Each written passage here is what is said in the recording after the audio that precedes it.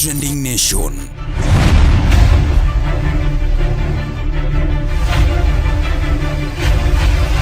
Mopandi inyenyo elela.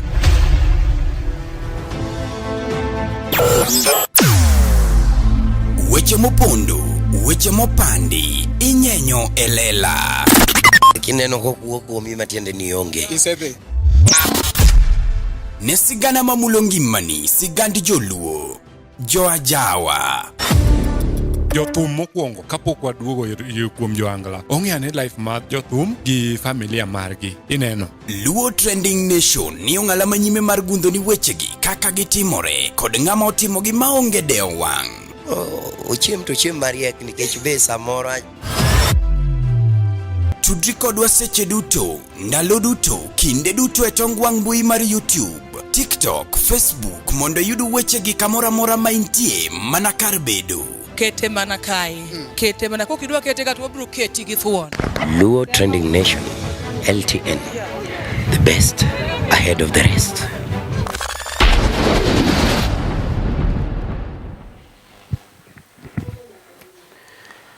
Nyakore mogi machiegni kendo ma pod iluongo ni LTN Luo Trending Nation kuma mopandi inyenyo elela. Gimimed kwa pile pile ni king'e maber ni poki subscribe mondo mi bende wabed achiel kachiel kaka joluo. An gi pile pile kaka giluonga poka loko iluongo no Mary Nasho Mary Chieno jamone mbele chiene mineno mbele eming'ondo boka kata nyalo wacho no Mary dhako ngudi ni gichaki kore kubni ariyo. Kawuono an gi nyako moro ma bende osiepna ahinya. Adwa ni oshare kodwa story matin nikech iwacho ni kidwa konyo ng'ato konye kapod ngima, kiki konye kosetho. This is a lady that has a very touching yawa kizungu yawa chunya to gombo na wachi to koro kaka touch kizungu nyalo paro gi chunyi to ka koro semo kamera to lalte. A very touchy story. This is a lady that was in a foreign country, but now in this country. What do we experience mare? Chalo nade kia okotogi kibiro Kenya ka ende. Life winjo nade kanyo no endo. Ere kaka wan kaka joka nyanam. Wanyalo chipe na chelaria de kanyo no endo. Inge ni ati LTN ka indi mwanyalo wachu gigiendi. Life mar jok manioko. Life mag celebrities. Nikeche nyalo pani ati umari is now a celeb winjo maber. Kare guok safa marach. And from LTN kaindi emwanyalo share kasto wajo luo wabeduru jok moero ji kik wabed mana ni ati koro wa glorify ka ng'ato tho kore ka ng'ato biro gi kameche kokidwa konye ka ngima kasti biro gi kamera ni elienda ni menya biro lware pi Bero koda jako watie Kenya kwara mogi. Kineno ka to ma okoda kiko wachi ni tindo dak maber manare no stunde ma oda kai mapod nitie ma bedo hosted gosiep na moro mabende maybe kangu yiang na kuni kanyo no endo med bedo koda nyaka watieki LTN Luo Trending Angoa Nation.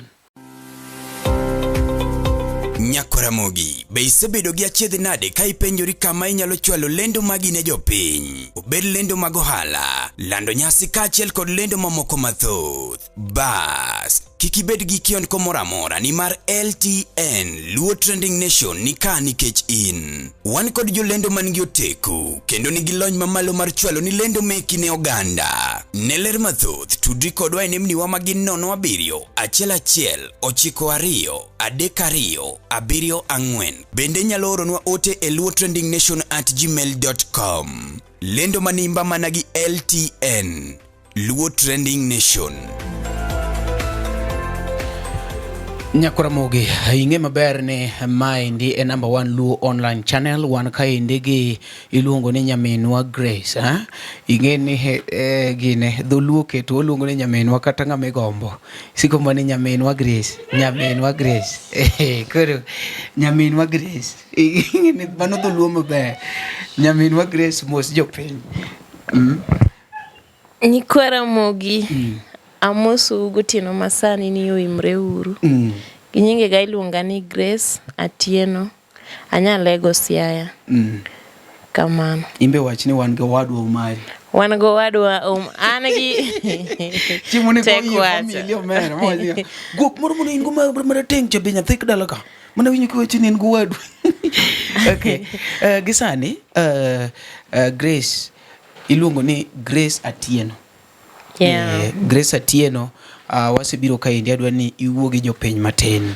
Ing'ene mostly ji okawoga ne ng'ama ne oko kobiro Kenya ka to maisha ne nyaka bed mopogore nikech obiro ga gi dollars. Otherwise, how have you been since you came back to the country? Nyaka nawuog oko. Ngimana pok obedo maber ahinya. Yeah. Asekale changamoto achiel ariyo adek. Ing'eni kiwacho ni changamoto achiel ariyo adek to koro i-confuse wa jomolewo gi passport modwa dhi oko gi. Moro ng'ato wacho ni kare loka jok kale ndege ji kale changamoto wale.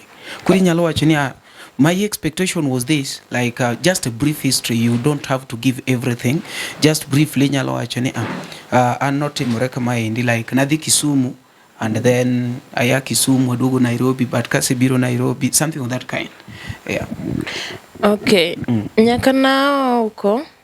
Oko kuno na eka bet na nono. Naonge savings manoyudo kasetimo. Noyudo ka ne nitiere achiel ariyo adek manatimo dalawa kuchocho. Koro nokang'eyo ni tich nyalo chung'na anytime. Yeah. To napono no ka tich ochung'na samoko nang'eyo. Alafu naduogo Kenya ka onge savings mora mora. Yeah. Sama naduogo Kenya no, piny pok obedo na mayot. Ya asechandora maber, ka ng'ato nyalo chandore to asechandora. Asebedo chakre since dwe mar 7 imanyo tich, ok yud tich. Dak gosiepni. Ok en watni. En emo provide ni gimoro amora. En emo chung' kodi ochalo janyuolni. Ok naonge jonyuolna, an gi jonyuolna, an gi nyithindo dwaro. To king'iyo seche moko situation kidhi bet but jonyuol kata bet but nyithindo. Bedo matek sana. Kiseche ma in butgi, stress ng'eny, ionge pesa, nyathi dwaro gini, in be in gi gombo meki dwaro, to kinyal. Koro ineno ni at least kijitenga matin, inyalo yudo that nafuu, inyalo pumzika matin. Koro asebedo gosiepna ni since na duogi Kenya dwe mar 6. Asebedo kode, nabedo kode ka matin, gimoro 2 weeks tadhi dala. After then aduoga chako bet kode ka.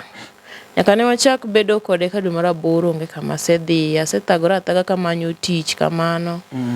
Pok ayudo yor tich moro amora. Yeah. Asetemo kata apply mar mondo adog oko, kuwuogna nikech idwaro commission kuonde moko ionge go. Kuonde moko idwaro medical ginigo to bang'e iduogi itisha i commission. Koro pok obedo na mayot. Yeah. Yeah. Ing'eni wacho ni home is the best, and kaka jomoko wache. Akiani kaka nichopo dala, what was the reaction? Nikech ka baba gi mama nitiere, and nitie jomoko madhiga oko to samoro ok giyud ga thuolo mar duogo ka gingima. And apani the best thing monego beni wakungo wago erokamano en ka ng'ato nodhi oko, sana sana e pinje miluongo ni pinje mag Warabu. Kopo ni ng'ato dhi moduogo to wakungo go ne Nyasaye erokamano kuom ngimane. What was the reaction at home? Like ibiro ibet Nairobi for some weeks and then kore dhi dala tinga modhi gi lwete nono. How was the reaction? Okay, reaction mag parents ga ne ber, ne girwaka maber mokanyal riambo. Ma bet dala kapod wabera bera. But Omari, gimadwa nyisi ni dala kata gibed mana jonyuoli monyuoli seche mionge pesa. Ok in dhano. An kana chopo dala, jonyuol ga ne gina sawa. But the more ne realize ni an be an gilweta nono. No chako bedo matek sana. Koro na acha ni onge tienda bedka, wadoga thagra gi wadwa cha, kata Nairobi kuchocho, at least onyalo umo duga.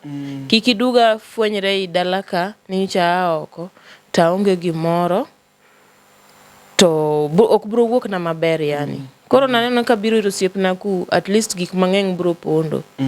Makata sani ng'ato koneno ok yiega na chandora.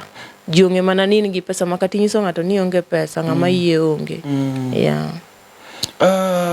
Jonyuol iwacho ni generally jonyuol obedo disappointed kabisa. And pesa gi kani tiyo godo to ni oro dala ni timo gachiel. Yeah, natimo ne gigo maendeleo. Pesa minute iloso itiyo godo e gik mokonyo dala. Okay, okanyal ng'eyo pachgi, but gima ng'eyo ni jonyuol ng'e ni kain oko tichalo billionaire. Ok ging'ega ni pesa ma yudo kuno en pesa mana moro mathin mioro ne gigano.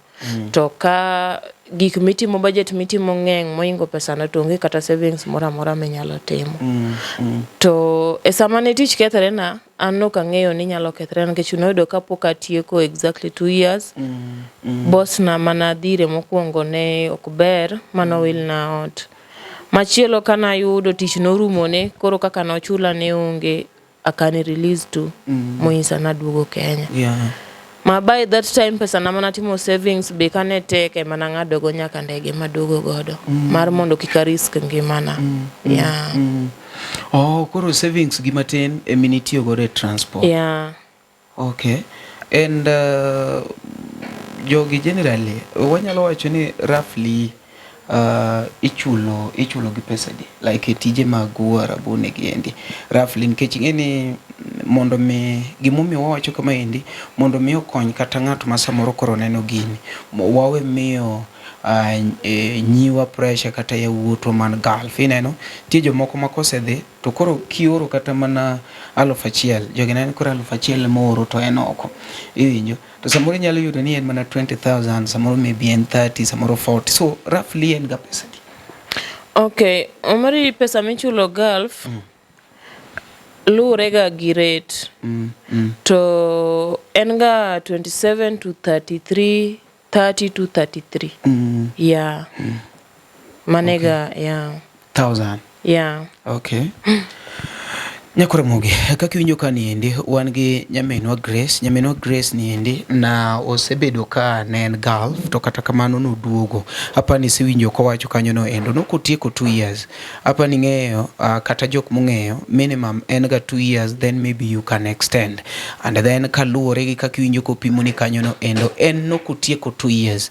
Manyiso ni no kao 1 year to gi maybe some months, according to her explanation. Uduogo Kenya. Kuduogo Kenya, expectation mag parents were so high ma noken the reality iwinjo nikech winjo ko wacho ni boss ne ma mogik makasto uduogo ne tich olalne omiyo koro no weya free ko weya free oko ng'adne kata mana kako biro mano nochune mondo mi koro tim ang'owa ong'ad ndege kende. Koro sani wan kode e Kenya ka endi en nyar luo nyaronagi ma ibiro early this year. When was the when yeah, was it? Kenya dogo June. Yeah. Okay. Early June. Yeah. Right. Kenya uduogo early June. But unga gi grube moko mabende iyudo kata ni jomoko loso Kenya in Gulf, some Kenya ngoa like grube moko manyalo riwuga together. Yeah. Grube gi be nitiere yo maginyalo konyugo especially ka kuri biro to lwiti ni nono kata ka maybe idwa dok gima chalo kamano be nitiere kaka grube gi konyugo so mani unyalo chat hai uchionade. Okay, okang'eyo wach group maber but gima ng'eyo gi nyiri man Gulf. Inyalo yudo ka unyalo wuoyo gi wadu nikech ing'e situation mokadhe mabeni kadhe. Yeah. Lakini losa group ni koro udwa wuoyo ni losa group en ga gima tek sana nikech you never know ni seche moko ng'ati dwa loso go group en kemboi ama en contracts okinyal ng'eyo. Koro yudo ka seche moko ipo mana kata ka TikTok ka irado gi wadu nikech ng'ama ni Gulf to nyaki ng'e. Ipo mana ku make friends uchaka wuoyo unyalo mosoru waiguru teri nade vitu kama hizo. Yeah. Okay. But dung jomoko winjo ka ni kata mane chama iwinjo ni an pesa ne an go tachule chama like siji ke wan gi merry go round gima chalo kamano no eno ko na pani maybe e grube ugo un kata gi merry go round minyalo wachni ati nikech ng'ane ni shida wachokuru pesa ni wame a group an group manantie nane grube ga man mana Kenya ku nan gi bura moro bene wachako mana online meeting kane warada as a friends ne wabet ga e platform kamora achiel mapoche moro ko siepna moro invite ai group no group no wantiere ga waluongre ga ni Onagi group yes then kendo wan gi nane group moro machato no ken kata chama nena yani chama tu mar limo jonyuol mabe ne gitimo na gino kana namba tu negiketa namba tu nikech koro ne gineno ni gin Kenya ananoko maybe ana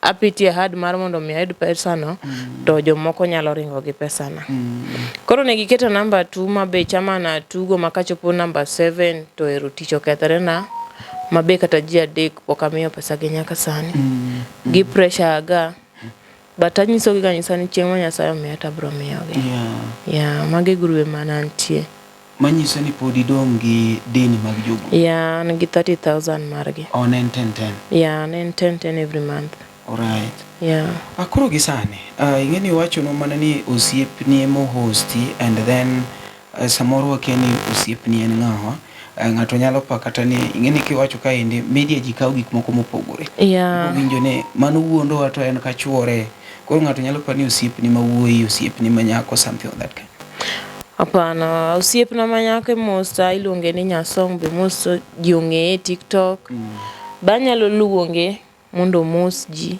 onene inyalo biro mondo ifwane ji oneni kiki wach ni nan manago mari gotieno to kone nyako mano godono nyako chumari udhi ukete kona moro to miye microphone.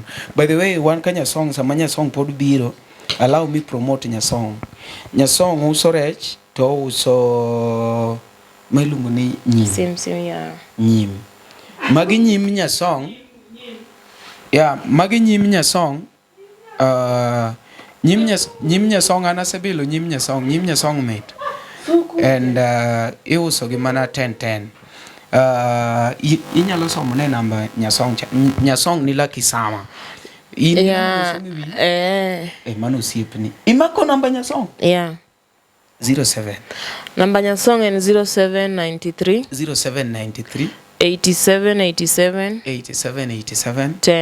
10 0793 or 0793 87 10 ingama dwaro rech moya Lake Victoria maler kabisa waketuru Nyasong mondo omed support wakatan kawuono support ase chiemo ka ase madho chak kendo adwa nindo ka iwinja and magite mane bill Nyasong koro kata kinyeo mana sim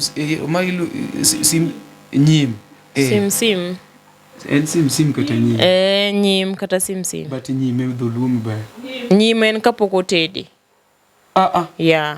kapodi kore ko nyiewe cha en nyim but koselose kama en sim magi ok nyim Nyasong magi sim mag Nyasong and inyalo nyiewo at only 10 bob koro ka in Lucky Sama galwora mare kiki bed ngat madhi ot gi lwete nono ngama wuoyi raw ka Nyasong kawa adek kawa 4 gi pog mengi iwinjo ji nyiere ot kata ka min gi nigi kes isetielo gi chedhoge koro onge kako omuodo ot namba iro se somni kanyo Nyasong pod nigi rech en gi gik mang'eny Nyasong ang ni bi mos jopiny sama pod wagine kama wadwano kik moknwa se kandol ne wane ot gotieno kendwa onyalo bedo gima rach ji ng'eny ka Nyakaramogi kik wach mani ati uloru e ot gotieno ji ng'eny ka gimomiyo wakelo gini Nyakaramogi nitie jok mang'eny mapitia e weche matek te kinde mang'eny ok menygi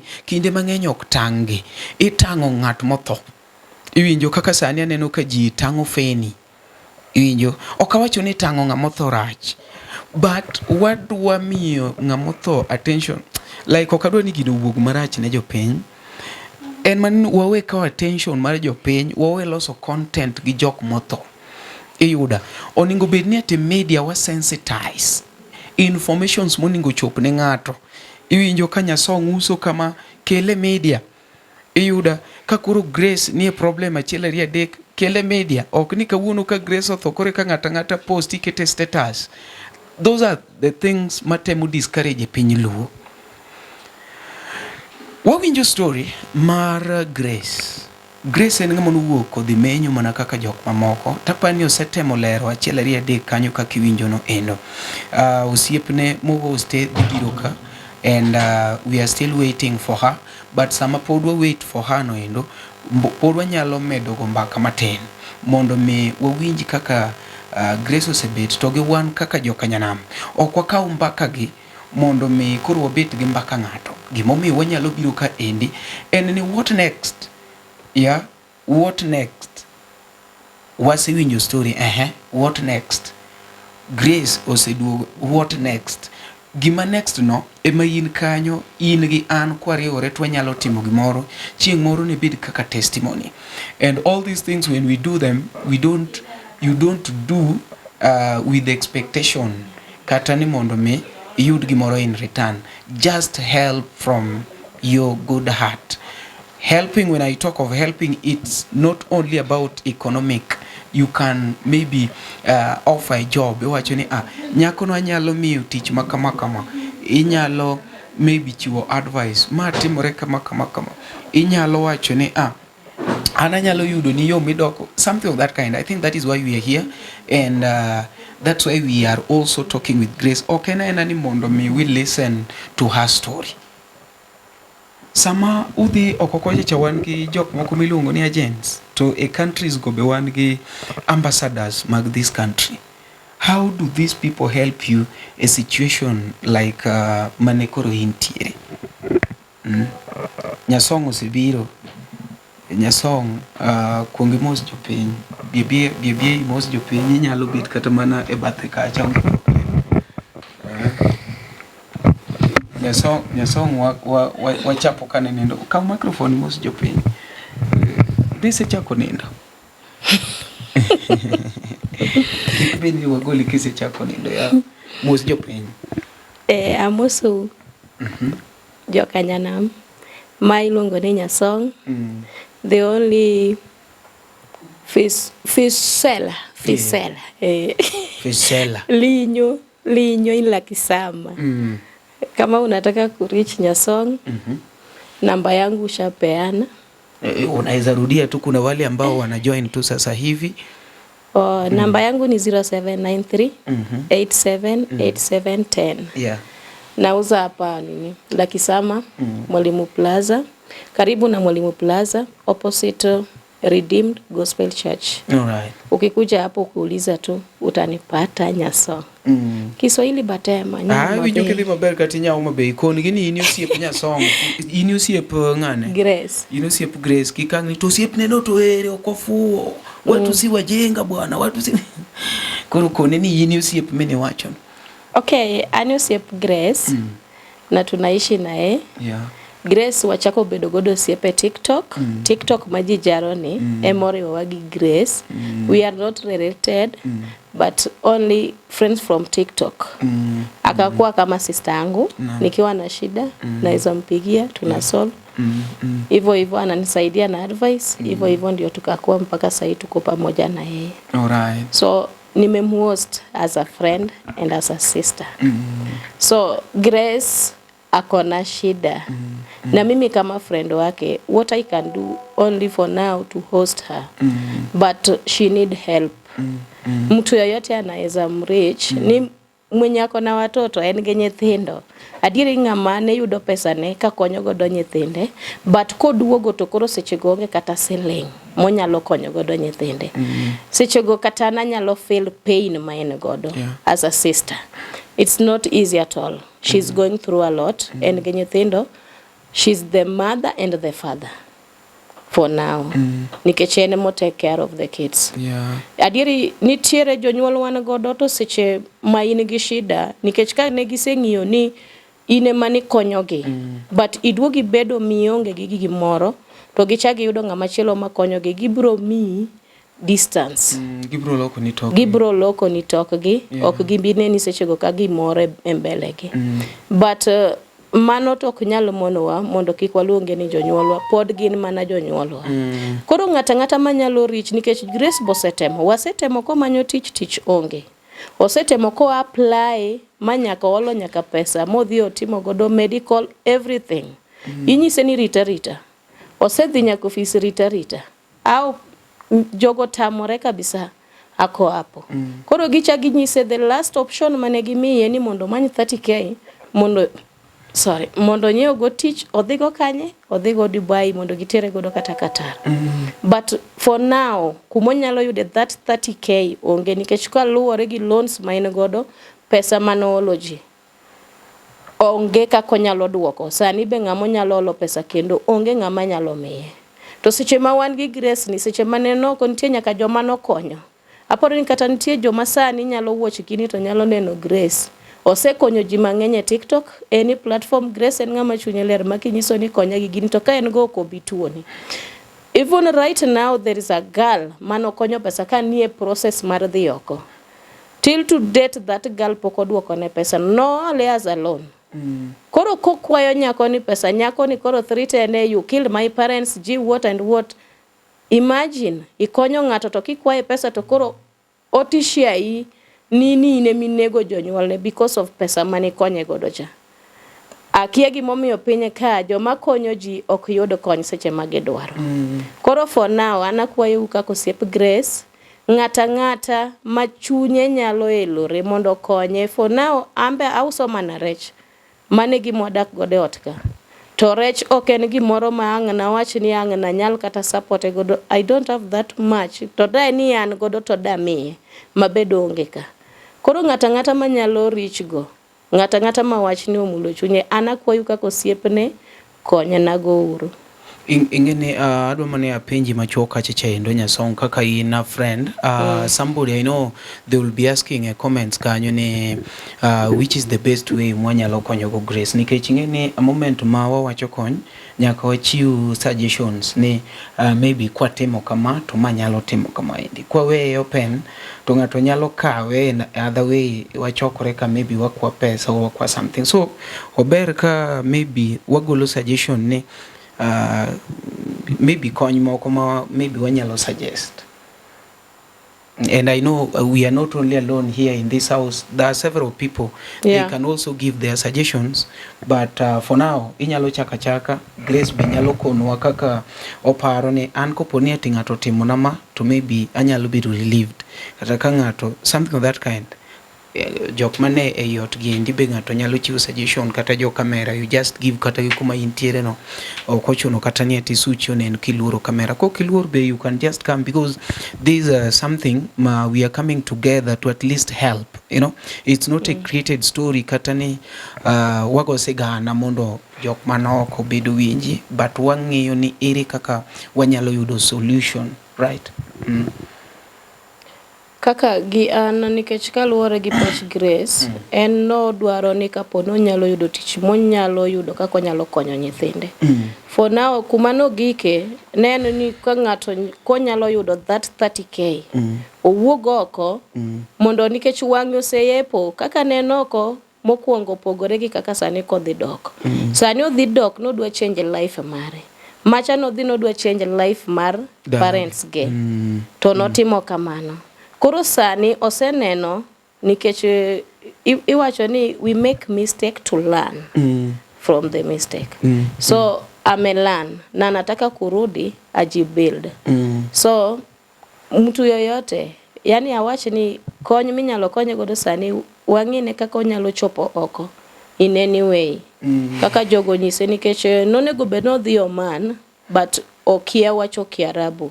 Iwinjo alikuwa kule but no winjo to kia duoko. Koro joka to dwaro joma wacho piwa Kiarabu to kia. Koro kapo ni inyalo yud kaka inyalo konye mondo nyeune tich kata madhi Dubai kata Qatar, it's okay. An mane e kaka ne ingeni samoro wanyalo toil ngato nyalo wacho ni agolo 15 ngato golo 15 marom 30 and then podo dugo kani ati maybe okwal jogo chame nikech nitie jok mang'eny mosechiwo kata commission tiduogo winjo ni noluok gi like joko kuro mag simbgi or something of that kind. En gi uhakika mane ni pesa ne koyudi to ok dhi like onge ujanja moro amora dhi direct? Mano Grace nyalo duoko. Okay. Gima nyalo duoko about pesa no, aparo ni nyasong wiyo wil. Nen 60,000, okay, and 30,000. Yeah, mane pesa mano nyisa ni katin, to anyalo goyo do tich mana mar ot. But gik moko kaka cleaner, hizi kazi za kampuni, en 80 ama 200. To pesa seche midwa chiwo commission ir agent, nyaka imany agent ma legit. Mung'ere nyaka gi serikal. Ok inyal dhi adhiya tiyudo agent tichiwo commission. Aya, then seche ma agent okwayi commission, en gani ikuongi yudo ni nyaka visa ekichiwo commission no. Ok en ga gimichiwo pesa chuth ni manyo ni tich. En ga gimichiwo after visa. Main go sure miyud mi ng'i visa no ka en legit kose en fake visa. Yeah. Manyiso ni into insure ni kiyudo pesa no 60,000. Yeah. To en gima ing'e maber ni kuongi yudo visa kure kimiyogi. Yeah. Okichiw chuth. Okay. Yeah. Nyakura mogi apa ni iwinjo kanyo no endo. To kopo ni ati ng'ato wacho ni en gi tich ma en ga Kenya ka ma maybe unyalo chuli maber ma inyayudo kaka sustain go life ni mi pidh nyithindo. What is your take on that? Omari aonge shida gi tich, an adwaro tich. Except mana ni kiko bed tij ba. Yeah, mano to kanyalo gombe kit ngimana. Then an tich boka yier. Yeah, adwaro tich manyalo konya gi nyithinda, tich manyalo miya puonj nyithinda go, tich manyalo miya ayud kaka chulo gope jigo. Kika bed gi burden moro ma ng'ato kasa ni nalal gi pesa ne to nosedhi timo, ama kik gilu chien gin jobura manodhi nyaka dalawa ni dhi timo kata gik mane giko kuno nikech koro pesa moro mathin no to mara ema ne ng'eny. Yeah. Manyiso ni kata kopo ni to yud ni tich Kenya ka, so long as ni en tich manyalo pidhi gi nyithindi, you are okay? Yeah, omari gima chando chunya gi tich ma oko moso, an gi nyathi ma dhie grade 7, junior secondary iga manyien. An gi nyako maluwo kijana no, mamuonyo yedhe sikusel. Ma daily nyakiti gi gimoro 40 bob ama 50 bob, kionge gi pesa no cash. Koro koki yao pachi, okinyal nyalo kendi. To kadwaga geno kuom ng'ato. Adwaga na fight gira kenda manyalo chiko kian. Okadwaga ni kawuono ni miya, kiny miya. Better I work hard mondo achieve gigega madwaro. Yeah. Generally adwa ni bende ikuonge me jogi nambani nikech nitiere ng'ama gombo mondo me utudre kodi achiel kachiel. An ok de berna ka abedo in between ni ng'ato kuongo manya mago gik moko maketho siepe. Injo ni Omari no orne 40 kare eno chiwo 20 something of that kind. Koro ne ng'ama dwaro maybe konyo Grace, I would plead with you ma inoko kanyo no endo. Adwa ni Grace uchiw namba ne mondo me itudri kode kachiel achiel. Samoro maybe nitie penjo moka penjo ma ini nyalo gombo penjo gi oko kanyo no endo. Koro ng'ama gidago en Nyasong ma be namba ne no sechiw kanyo kata Grace en kende. Kaya samoro an idhi gocho na yudo ka ane field o kamako mago nyalo kelo tungni ni Omari nadwa na kony nyako chato no kimako simu. Koro adwa ni Grace uchiw namba ne mondo me yude nyalo bet mayot. Ka in gi inquiry midwa penjo mang'eny inyalo yude achiel. Gik mabeyo ngimawa gin jogo ma wahero, kuonde ma wasebedo kanyakla kod kinde ma wakadhoe kodgi. Hikori mar paro kinde ni yorno manyangafu. Kik chunyi go kibi ni mar The Nash Pictures sani timo photography, videography kod graphic designs man gi siso mamalo. obed arus, obed nyasi moyiedhi, hingo odiochienge kaka mag nyuol, mago duto watimo e bwo ot achiel. Chunyi osegombo logo mawuoyo gi nyadhi, posta maywayo ji machiegni, kik chandi, riekowa ni ka mar miyo paroni duto ngima manyien. Yudwa e YouTube, Facebook kata ywanwa uno e nambawa ma en 07111923274. The Nash Pictures, waparoni kinde, kendo wandiko sigana. Namba na en 0740 10 70 22. 0740 10 70 22. Please, akwayo gi ng'uono, obed yor tich, kik obed yor gimoro amora. Obed mana yor tich, kata yor kony ma Nyasaye wuoyo godo e chunyi ni mondo mi konya godo. Yeah. Gisani be parents onge situation ma intiere Nairobi koni koso gin ging'eng'ane e leng kode. Okay, Omari an ndara kae kata kawuotho kata in kiromo koda, onge ng'ama nyalo amini. Kati nyisga mana ng'ato ni onge go. Ng'ama amini ya en osiepa na gosiepe na man godo kaegi. Emong situation makadhe. Yeah, but kata parents ga kia. Gikia. Gin ging'eyo ni an go. Yeah. Me omako konene wane gine kik ng'ato wachini nagocho ni Omari to kodwa mako simu. Yeah. Awinjo kaka iwuoyo, in fact apani jogi winjo nyasong be owacho kanyo no endo, and first adwa ni we appreciate nyasong. Most friends will not accept you a situation main gi chandruok. Iwacho kae chani eti we lando ne ji osiepeni, we situation okonwa osiepeni kata okoni osiepe, and I believe ni a situation machalo kama niendi kanyi makoro de one and of friends. Apart from Nyasong, is there any other friend that you've consulted ikone situation mari nikech maybe ka osiepe ariyo kata deko come in to negi nyalo help molo osiepe achiel? Okay, Omari an situation makale okairo ga share. Mano gi mokwongo nyalo ga nyaka inya. But osiepa ma Nyasong ni timo nende seche moko tamaga banyisega. To mano ni e chunya kaka Nyasaye otimo na ng'uono. To ana wuone mang'eyo kama bro chope.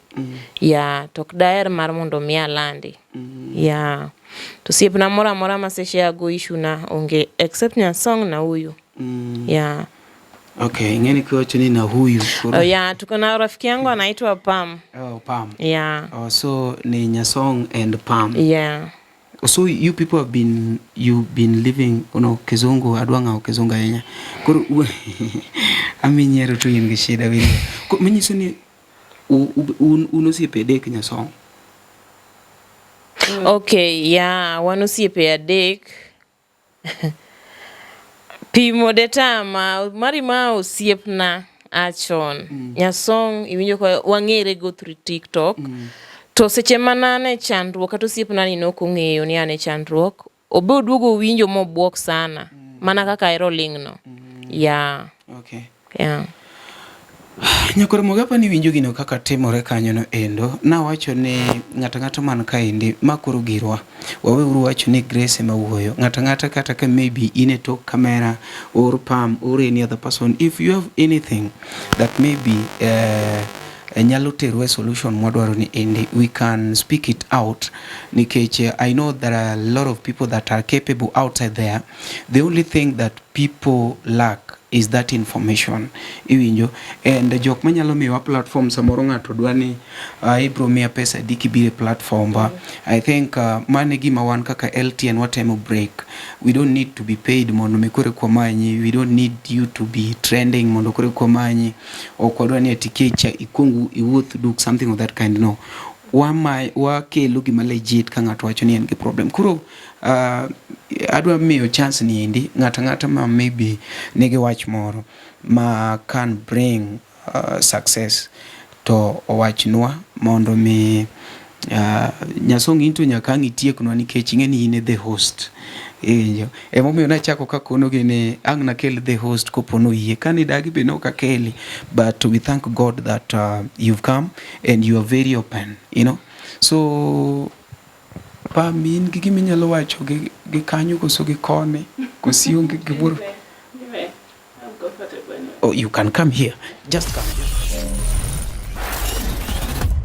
Ne oganda Luo kendo e piny Luo. Oganda wopong' kod were mathoth mapoko yangi. Nyota mag rowere bura dimo ka duond jowa modhuro bende poko winji. Wakeloni Luo Talent Search mabiro kod tekre makende. Ma en chino mowuok oko mar yango kendo konyo jogo man kod were mar miyo ji nyiero, wer, miel, lendo kod mamoko mathoth. Luo Talent Search biro mar neno ni lek magi ochopo kare. Be in kod oteku mar bedo duond Luo, bedo sulwe mar oganda Luo. Riwri kodwa mondo piny ngima one mich mani ogwedhigo. Ma kik bai. Your talent, our stage. Let the search begin.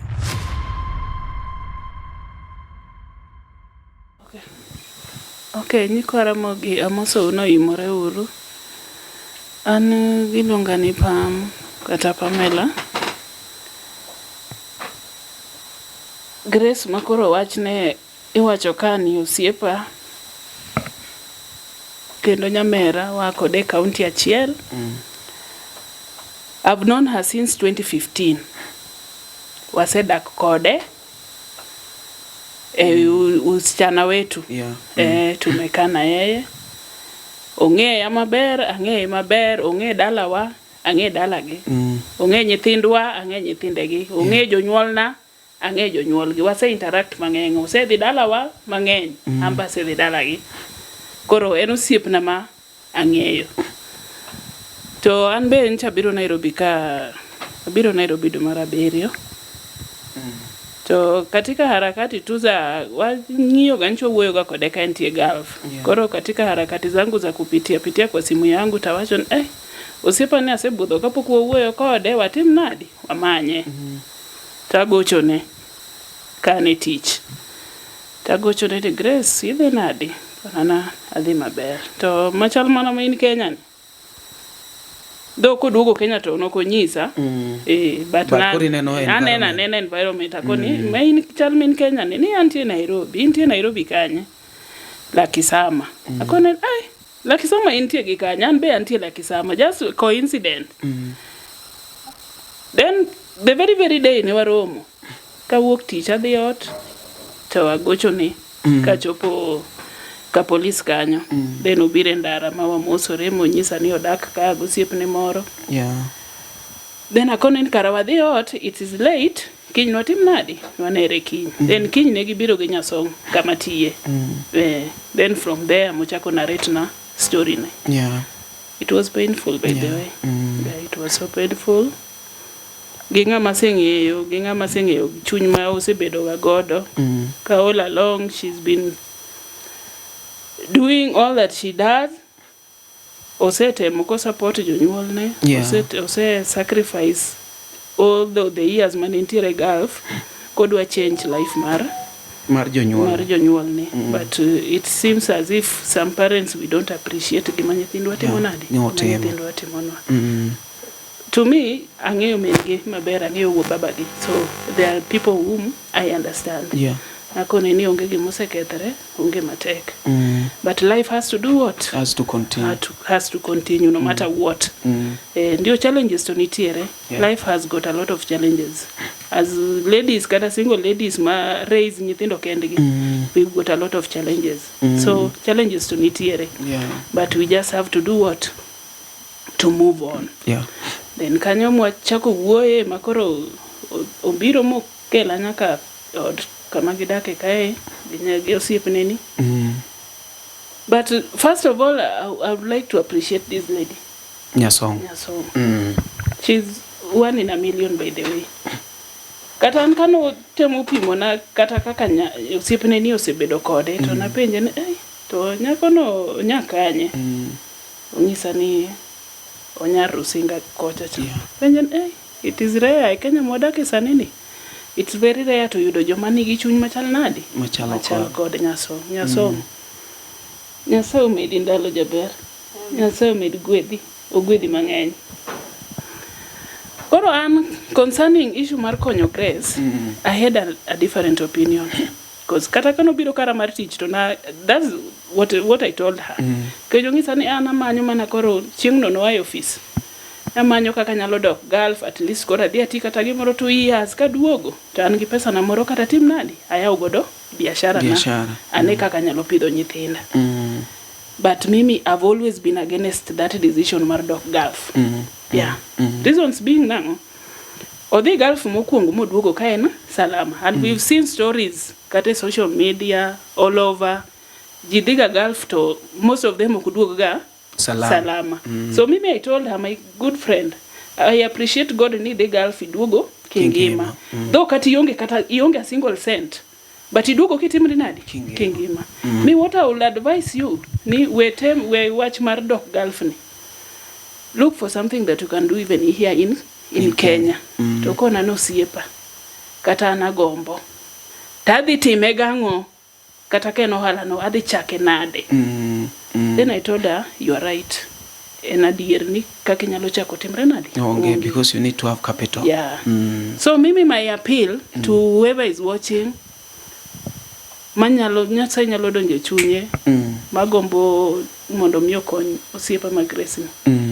My appeal ni maybe even if you can raise for her that 80,000 mowacho ni idwa mondo dhio ochiw as commission mondo dog Gulf. Onyalo chako. An gi pacha pesa no kano nyalo stabilize godo biashara moro kata ko bed Nairobi kae.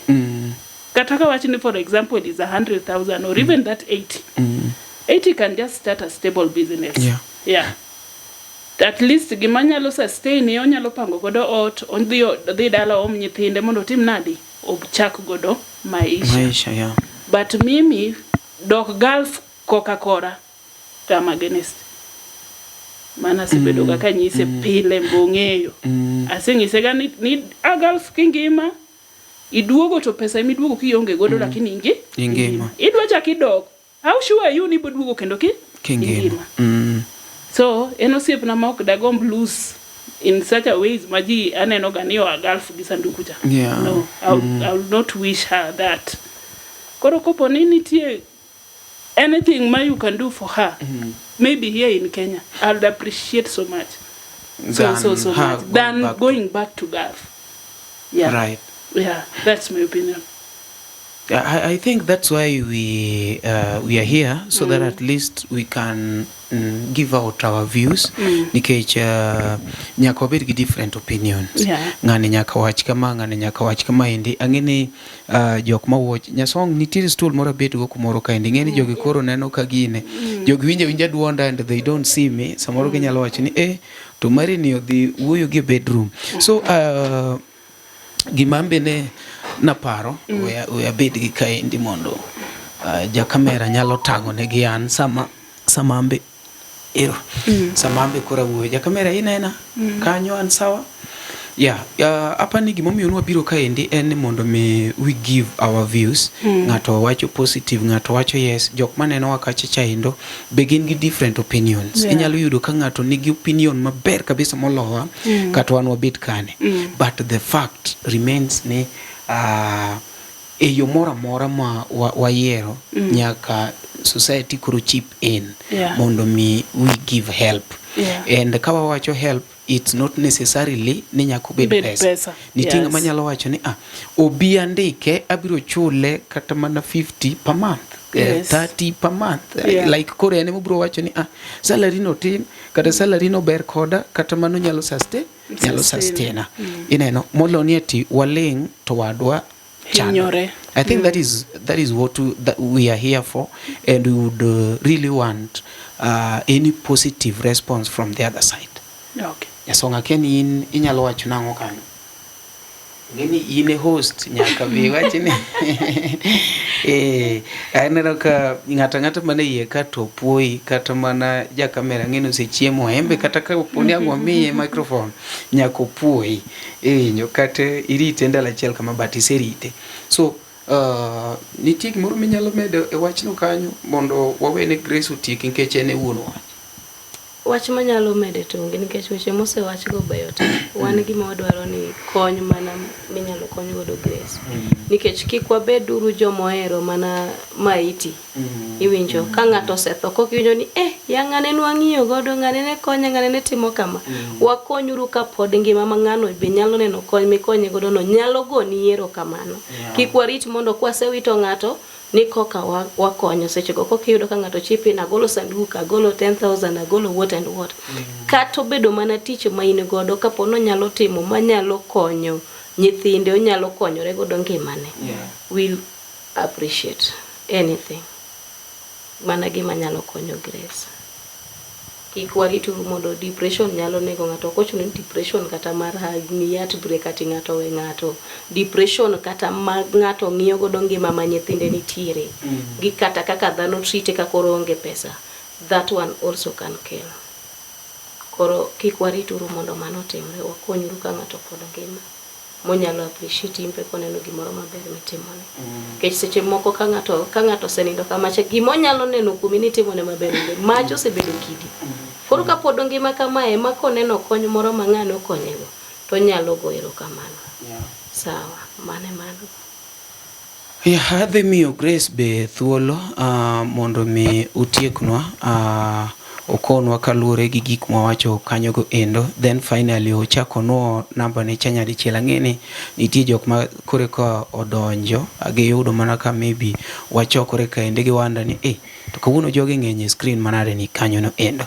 Koro Grace apani idhi kawo thuolo ni mondo mi bende apani winjo kaka owuoyo no endo ng'ato ka ng'ato golo view mare.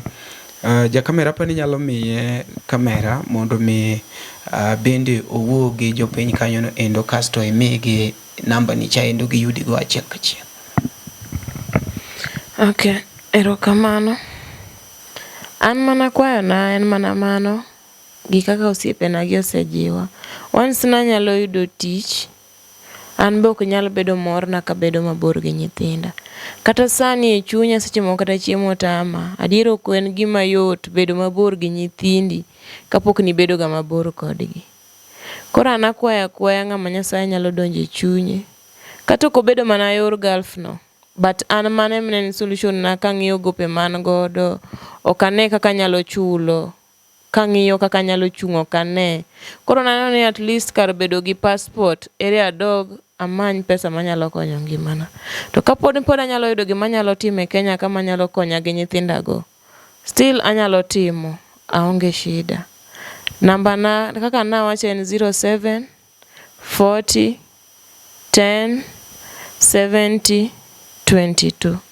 Ero uru kamano. Nyakoromogi apani winjo maler kako wache kanyo no endo ma pod iluongo ni LTN. Enda nyalo kwayi ni gisani wabedo hosted gi Nyasong. And Nyasong nigi business mare. King'ama dwaro rech kumoro mora within Nairobi, onyalo kelo ni estate moro mora umoja. Obed ni idak Kayole, idak Kanye, Fedha, Pipeline, inyalo tudore gi Nyasong achiel kachiel. En gi rech mowang', rech mothol, rech morew, rech mochiel, rech ma like en gi rech rech mobul. Inyalo tudore gi Nyasong achiel kachiel. Apani iwinjo from definition kaka chalo no endo, to kata anu nena kamor kikupanda moro mora ni koro ane screen aya chamo rech ka, aya madho chak ka. Gini ok diwuoye kidenyo jodalawa, to nadonjo ka chon nyaka koro sani dhi chunyo tieno to chai bikona ni cho ichwako. Iwinjo nyisi ni en gi chuny, to chuny ni nitie jomoko manyalo dhi mawe nikech samoro koro pek ng'eny maloyo gimoyudo. To kisapote oko kanyo embe konyalo yudo kako support ng'ato. Ene TikTok kacha @Nyasong, and kini Facebook iluongri ni Nyasong bende. Nyasong page mara. En gi page mare iluongo ni Nyasong. Wasupport uru mondo mi jok man gi chuny kama tin e Kenya ka endi wan mana ji ariyo. apani ka mar adek to pok obiro ka en mano mari gi Nyasong iwinjo koro ku support mana kaka ambu sebedo ku support gi subscription gima wacho timo nitie ng'at moro mono biro kacha ne uchul ne rent uchulo like ku sebedo so supportive. You people are so good. Akena timu nade gima da timu no matama nikech chat kata kaka temra kenda samoro onge to une mukonyaga koro me Nyasong order obiro kelo ni rech kumora mora namba chen 07 93 87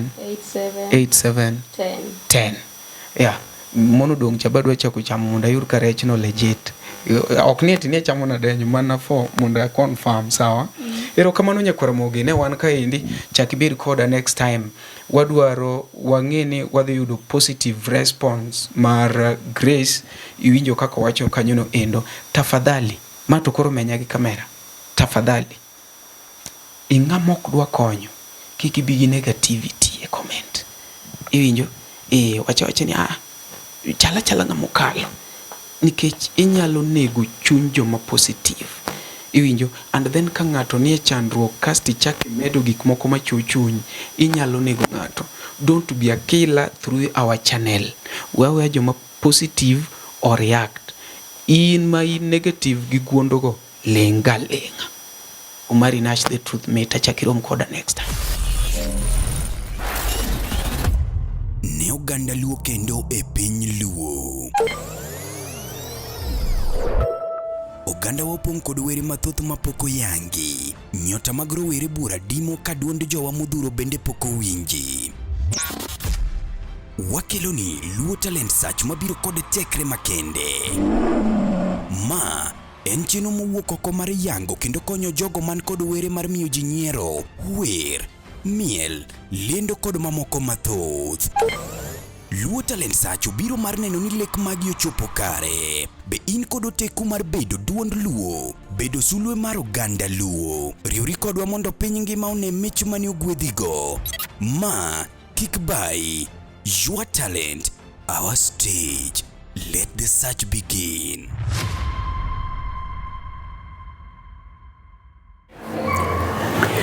Yes, nyakora mogi, mai luongo ni LTN Luo Trending Nation, wakelo ni gimi luongo ni Luo Talent Search. Jo pinyo osebedo ka ywak mang'eny ahinya ni gin gi talents mang'eny to onge ng'ama support ke omiyo Luo Trending Nation wawuok oko ni mondo mi wa support jogewa ma bende maybe nigi talent oko kanyo gin gi kipaji to kaka gikonyre onge omiyo wakelo ni Luo Talent Search mabende wabiro kelo ni date machiegni kanyo no endo ingama ni kumora mora ti gombo mondo mi bende i support Luo Talent Search inyalo wacho ni achungne thombe are achungne thom achiel wabiro ng'iyo ni totally wanyalo golo thombe adi kasto watim ne the winners modhi bedo go gimo biro temo en obiro miyo ge platform gibiro wer ibiro yier ng'ama wer mamit onge ubaguzi nitie osiepewa moko mosechipen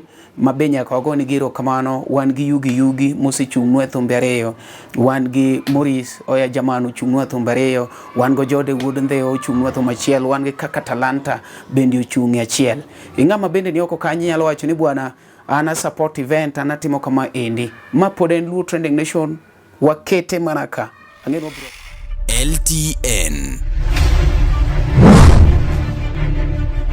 Luo Trending Nation.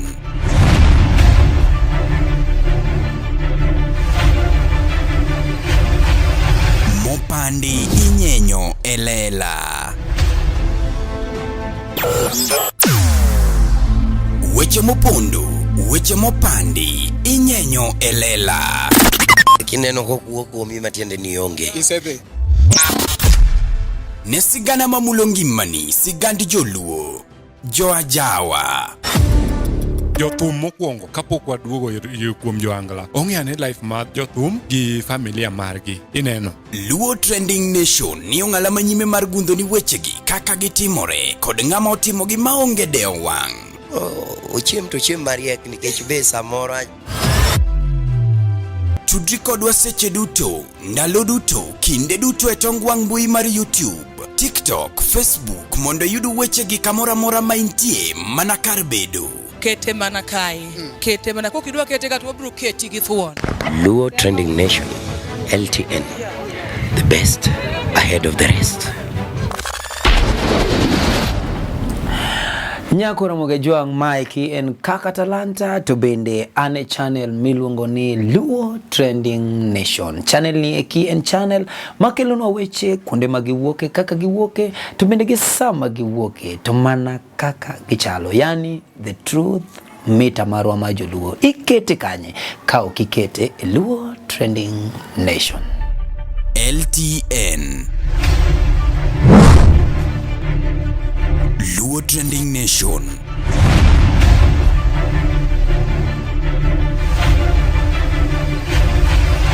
Mopandi inyenyo elela.